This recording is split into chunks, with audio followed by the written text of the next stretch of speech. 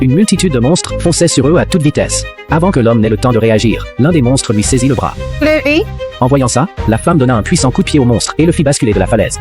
Mais aussitôt, des milliers de monstres se ruèrent sur eux. Leur voiture était sur le point de s'écrouler sous le poids et de basculer dans le vide.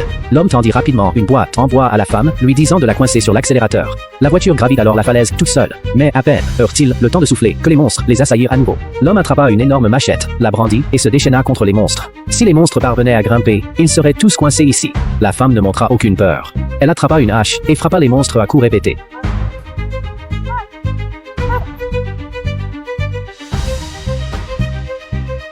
Ils réussirent à précipiter tous les monstres dans le vide, mais à peine remis du choc, un nouveau monstre surgit soudainement.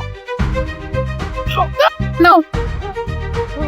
Heureusement, l'homme se raccrocha à la rambarde, juste à temps. Mais les monstres continuaient à affluer, vague après vague. Alors l'homme prit une décision audacieuse. Il sortit un petit couteau et l'enfonça profondément dans le réservoir d'essence. L'essence se répandit aussitôt vers les monstres. L'homme n'hésita pas une seconde.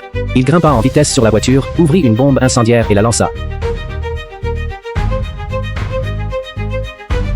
Les flammes déclenchèrent une réaction en chaîne. Les monstres furent rapidement réduits en cendres, mais quand le feu toucha le réservoir, celui-ci explosa et projeta les monstres dans les airs.